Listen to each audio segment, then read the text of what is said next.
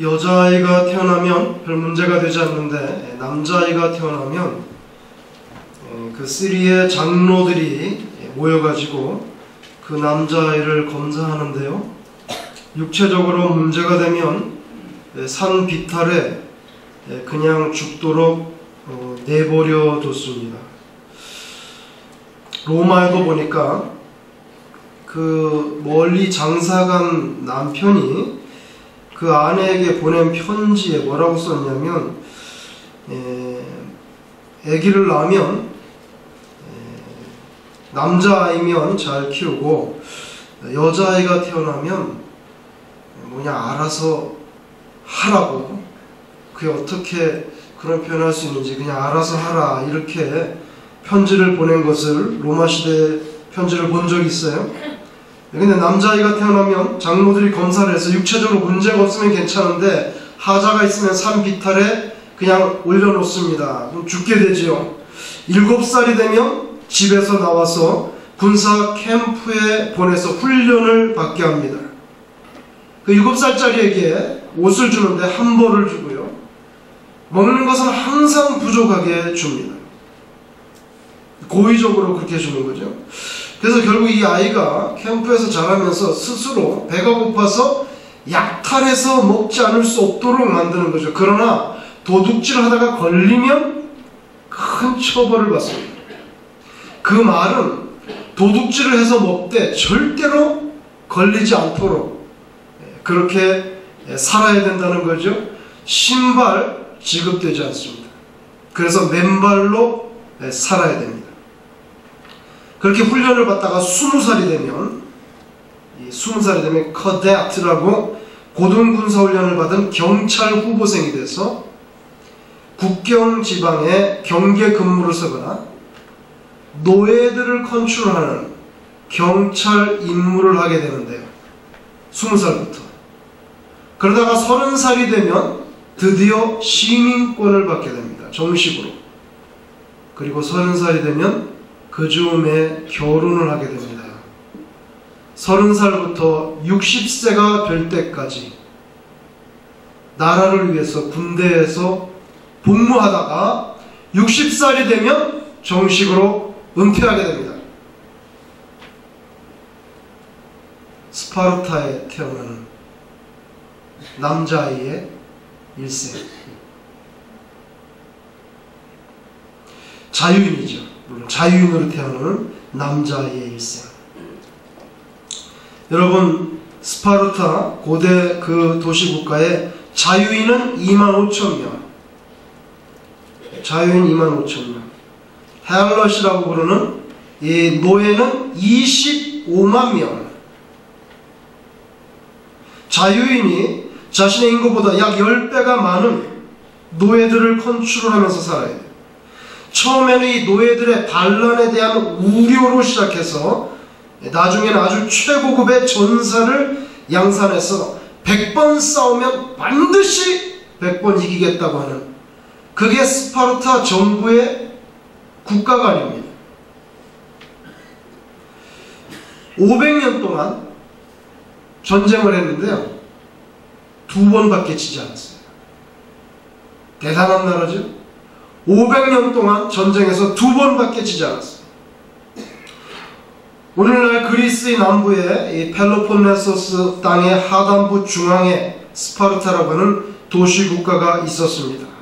그 정부의 한 가지 목적, 잘 훈련된 양질의 군사를 양산해내는 것.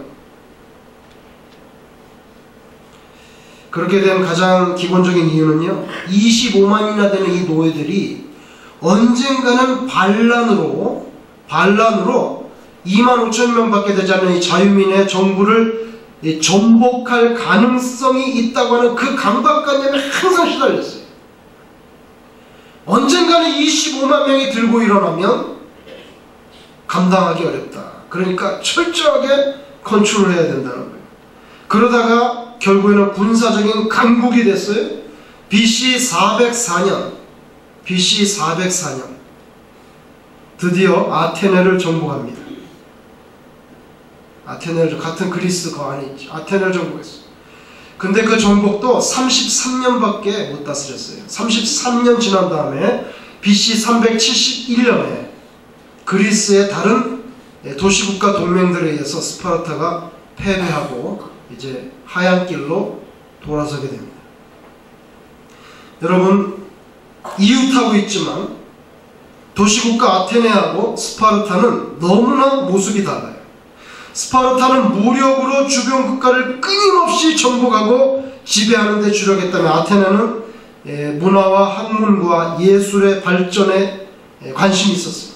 스파르타는 밀리터리 스테이트, 글자 그대로 군사 국가지만 아테네는 광장에서 철학자들이 서로 이야기하고 문화와 예술을 사랑하고, 스파르타의 인생관은요, 목적 지향적인 인생관이에요. 최고의 양질의 군인들을 양성해내는 것, 그 목적에 모든 것을 마쳤어요. 그렇지만 아테네는요, 말하자면은 관계 중심적인 인생관이에요. 광장에 모여서 이야기하고 조각을 만들고 예술을 서로 이야기하고. 근데 보세요, 역사는 우리에게 뭘 교훈합니까? 스파르타가 강하죠. 물론 강합니다.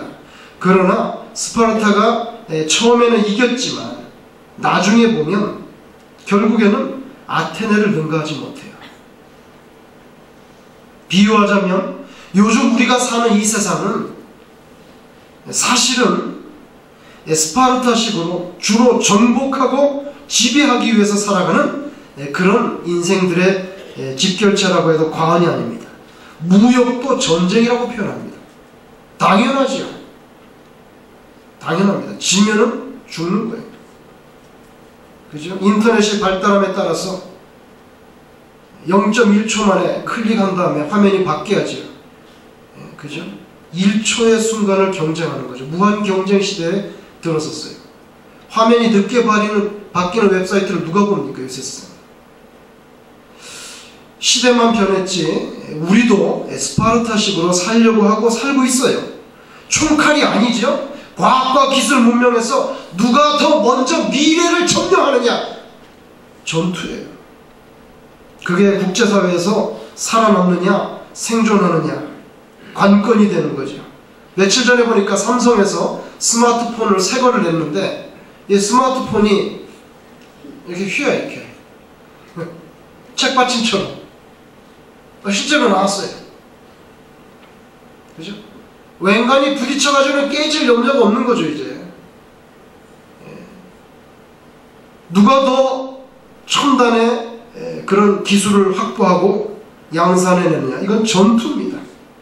그러나 전투적이고 목적 지향적인 것보다 사실은 더 오래가고 더 큰 역사를 일으키는 것은 종국에는 보면 관계 지향적인 모양새라는 거예요.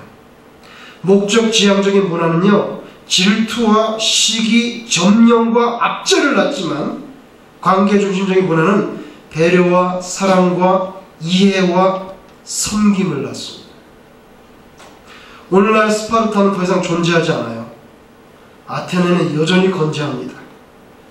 그렇게 치과의사들은요, 이 세상에 제일 강한 것이 이빨이라고 말해요. 수십 년 동안 맷돌질을 하잖아요. 이빨처럼 강한 게 없다고 말해요, 치과의사들이. 치과의사들은 이빨이라고 말하는 거 싫어해요. 치아라고 말하라고 해요. 당신은 눈 보고 눈깔 그러면 좋겠어? 왜 이빨이라고 그래? 근데 여러분, 이빨보다 더 강력한 게 잇몸이에요. 잇몸은 끝까지 남아있잖아요. 끝까지 남아있죠.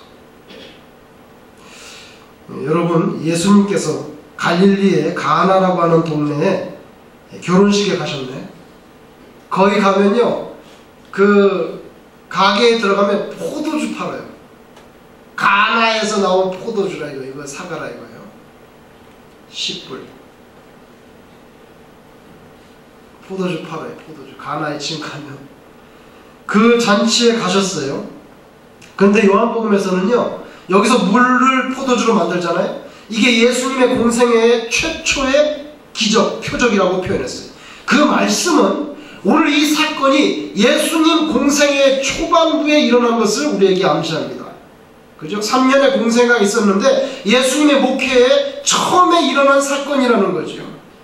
오늘 본문에 보면 예수님의 육신의 어머니 마리아도 제자들도 여기 다 있어요.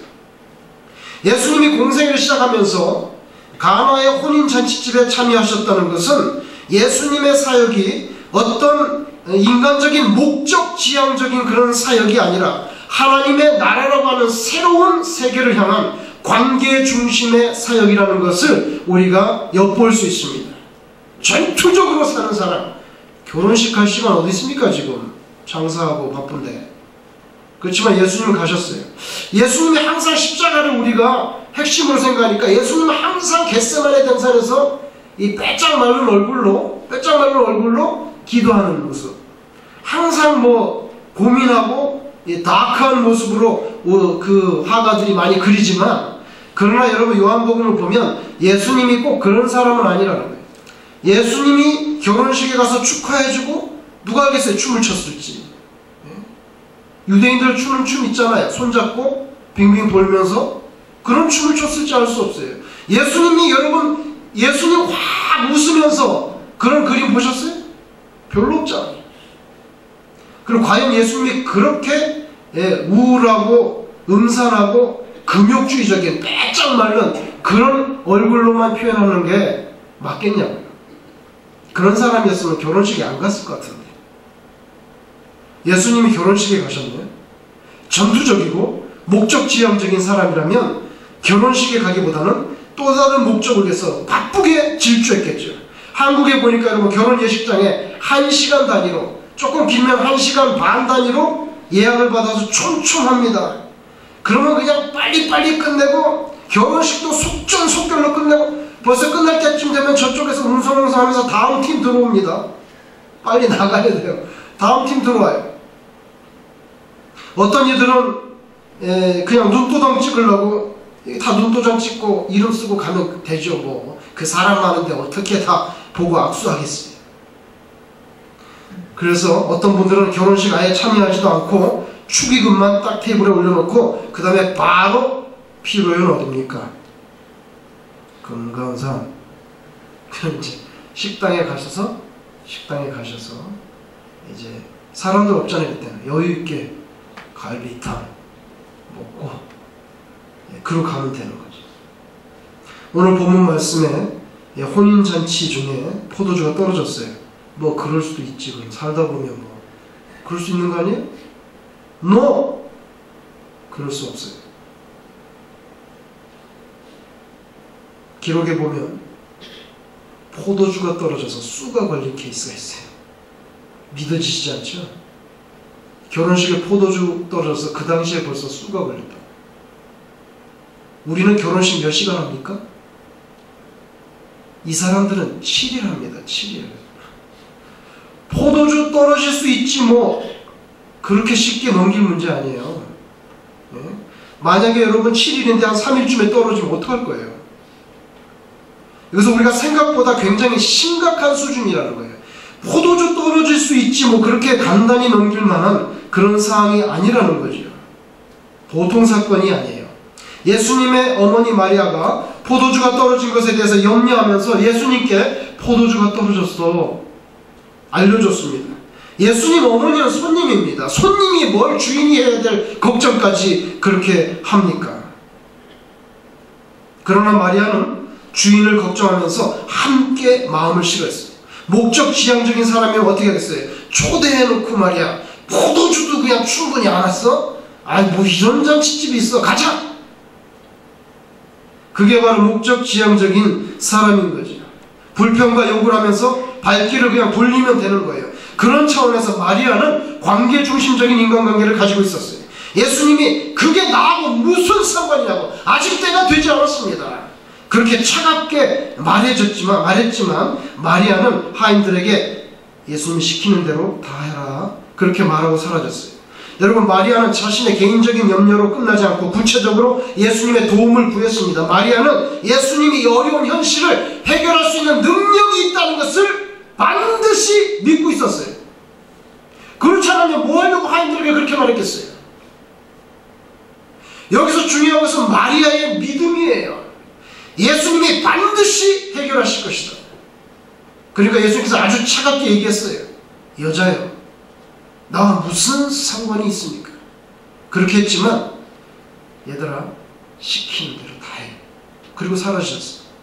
그것은 마리아가 그 믿음이 있었던 거죠. 그리고 그 하인들도 오늘 본문에 참 착한 하인들이에요.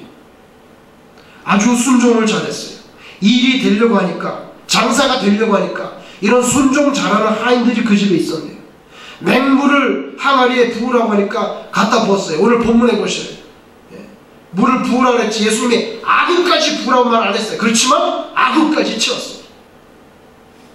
그 다음에는 연회장에게 그냥 가져다 줘라. 전후 문맥 설명 없어요. 그냥 갖다 줘. 그러면 그 다음 어떡하려고 이렇게 질문이 나와야 되는데 질문 없어요. 아무리 남의 집에서 일하는 하인들이라고 하지만 이게 있을 일입니까? 저 나사렛에서 왔다고 하는 목수, 저 좀 이상한 사람 아니에요? 그리고 그 항아리 물은 원래 발 씻는 데 쓰는 물이잖아요. 기분도 안 좋구만. 지금 안 그래도 포도주 떨어져가지고 집안 분위기 어수선하고 주인 심기를 살펴서 몸살해야 할 판에 불 붙는데 기름 붓는 것도 아니고 맹물을 갖다 주면 우리는 딱이라도 맞으면 어떡하려고? 온전한 정신이야 지금? 이렇게 원망할 법한데 오늘 본문에 대단한 사람들이지요. 한마디 말이 없어요. 시키는 대로.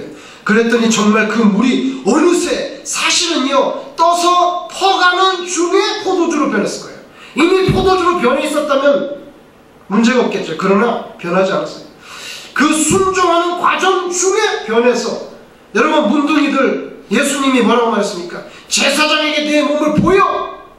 이미 났으면 문제가 아니지만 가다가 나왔잖아요. 가다가 나왔어. 믿음과 순종이 기적을 일으킵니다. 남의 집 일이라고 모른 척하지 않고 그 집의 어려움을 마치 자신의 아픔인 것처럼 마음 썼던 마리아가 있었어요. 말도 안 되는 하나체를 가지고 명령하는데 묵묵히 따라서 순종했던 하인들이 있어요. 이런 이들 때문에 하나님께서 그 집의 곤란한 처지를 아주 더 기쁜 처지로, 아주 기쁜 자리로 만들어줬어요. 타산적인 계산보다 앞서야 될 것이 이해와 배려와 관심과 신뢰와 순종이죠. 모름지기 성도들의 공동체 생활이라고 하는 것은 이 교회 안에서는 이런 식으로 돼야 되는 거죠. 그죠? 타산적이가 아니고 목적 지향적인 거 어떻게 됩니까? 짝짝짝! 잘로 붙여! 가! 와! 이렇게 되는 거죠. 그렇지만 관계 중심적인, 그렇지 않아요. 화를 내도 얘들아 시키는 대로 해. 차갑게 말해도 네가 엄마한테 그렇게 대답할 수 있니? 이렇지 않죠. 여러분, 모름지기 성도들의 공동체, 이런 식으로 성교회가, 이런 식으로 교회가, 이런 식으로 구역예배, 이런 식으로 재직부서, 이런 식으로 찬양대, 이런 식으로 중보기도 모임, 이렇게 이루어져야 되는 거죠. 어느 조직, 어느 공동체, 어느 프로젝트, 어느 이벤트가 그렇게 100% 완벽하게 될 수가 있겠어요? 사람이 하는 일인데 어렵지요. 오늘 본문에 포도주 소진이라고 하는 이 한계에 대한 인정이 있었어요. 여러분, 우리는요 솔직할 필요가 있습니다. 현실에 대한 직시 필요하죠. 이 부분은 마리아가 잘했어요. 포도주가 떨어진 건 떨어진 겁니다. 그걸 어떻게 부인할 수 없잖아요. 아, 포도주 떨어져도 사이다로 하면 돼. 말 안 되는 소리잖아요. 떨어진 건 떨어진 거예요. 현실에 대한, 한계에 대한 인정, 이게 있어야 하나님께서 역사하는 거죠. 아이 괜찮아, 잘 돼, 될 수 있어, 할 수 있어. 떨어졌는데 뭐, 떨어졌으면 떨어진 거지.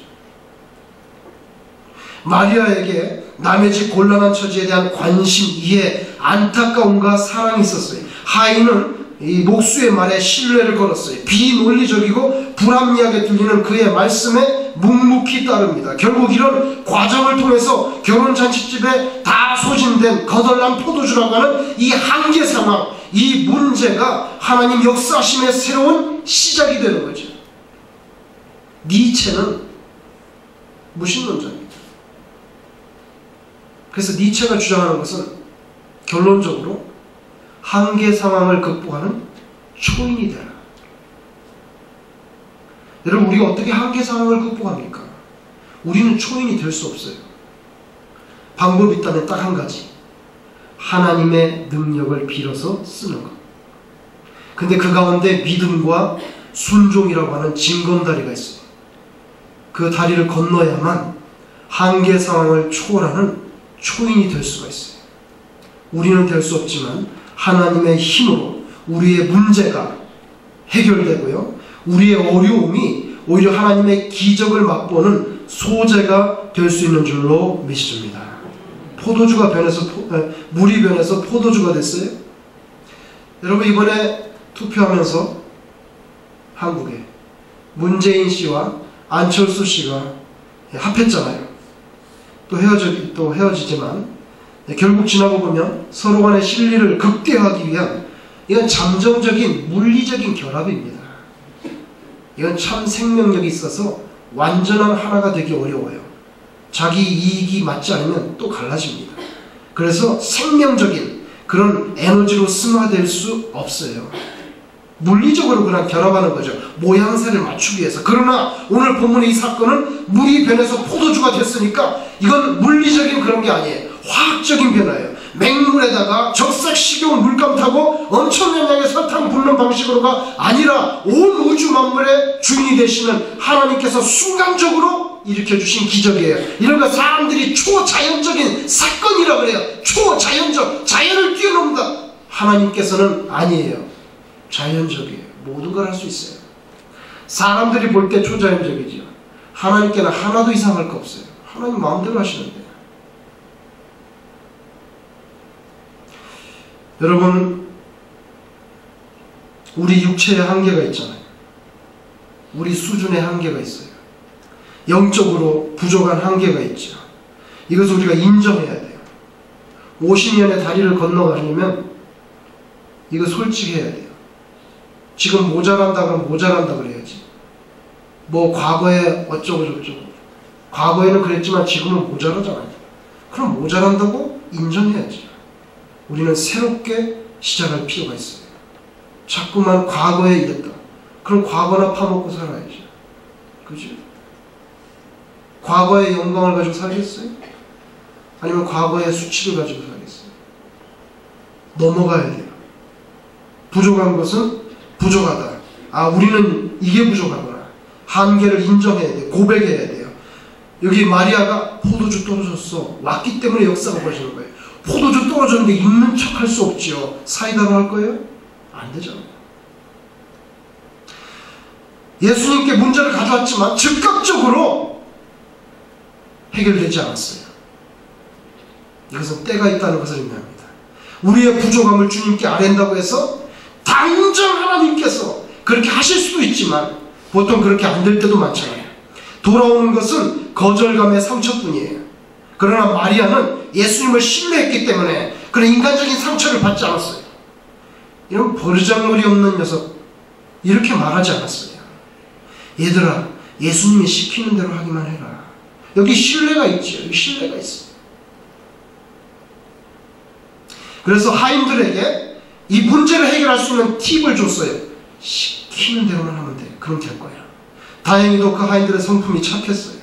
순종했어요. 우리라고 뭐 그렇게 다른가? 각자 나름대로 뭔가 결핍된 것들에 대한 그런 가슴앓이를 하면서 우리가 살아가는 거죠.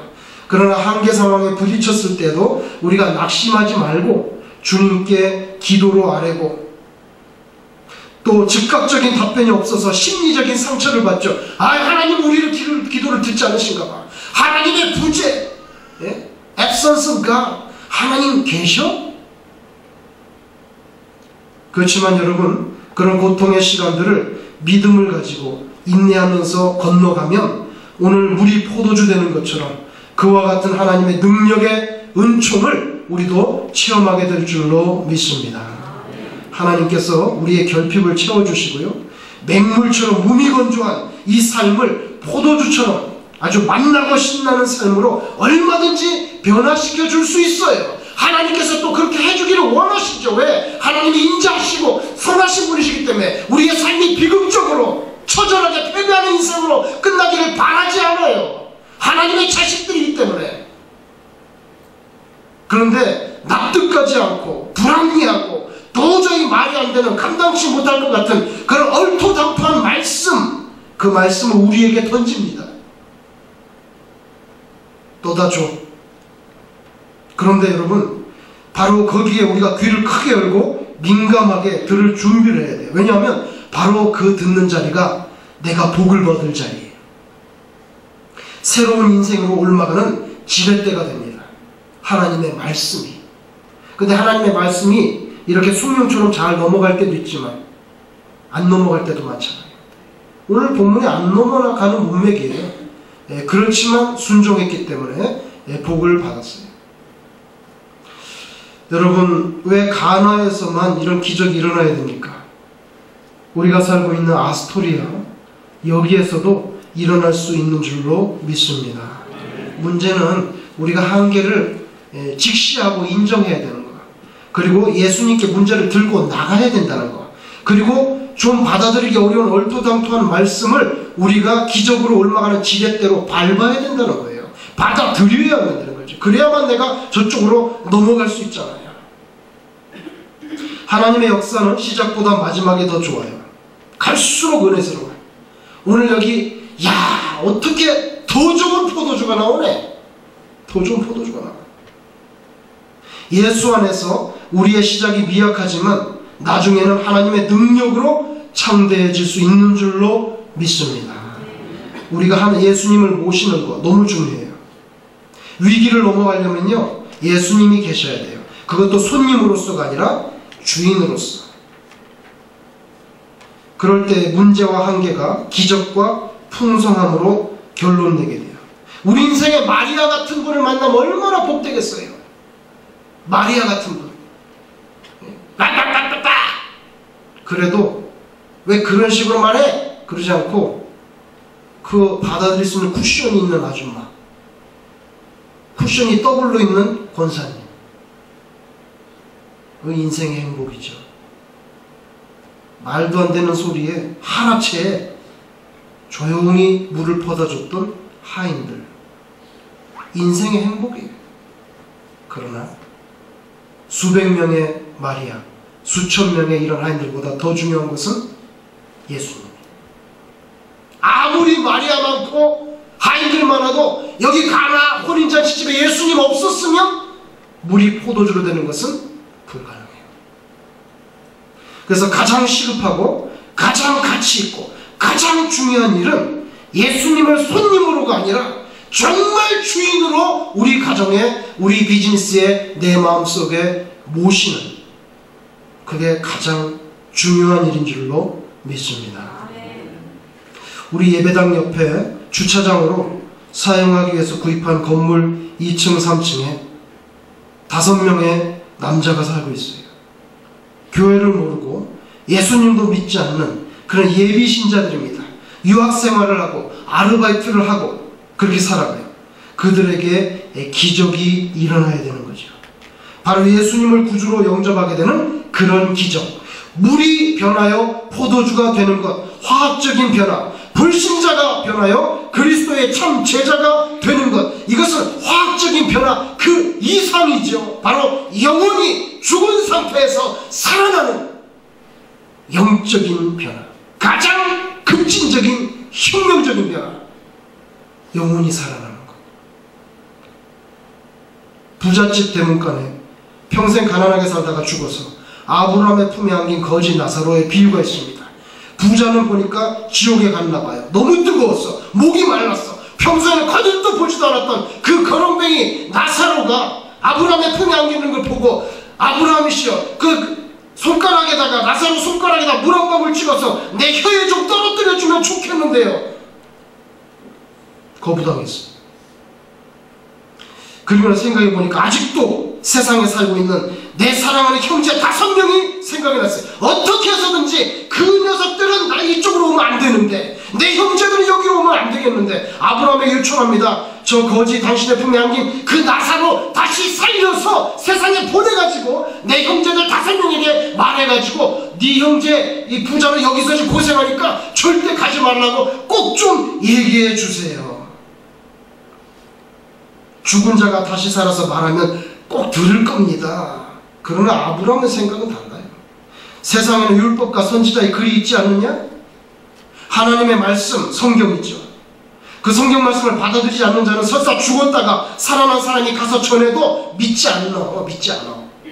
실제로 예수님께서 또 다른 현실적인 실제 인물, 바로 마르다와 마리아의 브라더인 나사로를 죽은 지 4일 만에 살렸잖아요. 실제 상황을 봤어요. 들었어요. 확인할 수 있었어요. 기자가 가서 사진 찍고 인터뷰할 수 있는 실제 사건으로 일어났어요. 요한복음 11장 53절에 너무나도 황당하고 인상적인 구절이 거기 박혀있어요. 이날부터는 그들이 예수를 죽이려고 모의하니라. 예수님이 죽은 나사로를 다시 살려서 무덤에서 나오게 해준 것을 봤는데 바로 그날 그 모든 것을 보았고 확인했지만 대제사장, 바리새인들, 사두개인들은 모여서 이날부터는 그들이 예수를 죽이려고 모의하니라. 죽었다가 살아난 나사로가 무덤에서 깨어났지만 믿지 않잖아요. 아브라함의 말이 맞아요. 아브라함의 말이 맞아요. 우리가 매주일 드리는 예배는요, 일종의 천국 잔치입니다. 예수님과 만나는 잔치자리죠. 마지막 종말에 우리 모든 성도님들은 신랑으로 비유된 예수님의 신부들이 돼서 하늘에서 내려오는 새 예루살렘에서 살기 위해서 이 어린 양과의 혼인 잔치를 하게 되어 있어요. 우리가 이 지상에서 드리는 예배는 그 혼인 잔치, 말하자면 매주 벌어지는 예행 연습이라고 해도 과언이 아니에요. 청년부 전도사로 있을 때 예배의 시작을 결혼 행진곡으로 시작했어요. 예배를 시작할 때 피아노 반주가 결혼 행진곡을 칩니다. 그럼 우리 모두 일어나서 그 결혼 행진곡을 들었어요. 예배는 우리가 예수님과 결혼하는 그런 결혼 잔치입니다.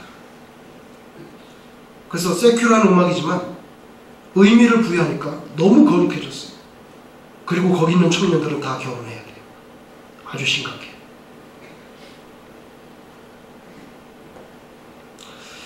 여러분, 예배 때마다 예수님을 주인님으로 모셔서 맹물 같은 우리 인생이 만나는 포도주 같은 인생으로 바뀌어야 되는데요. 그리고 이 옆에 사는 5명의 예비신자들, 이 독수리 오형제를 구하라.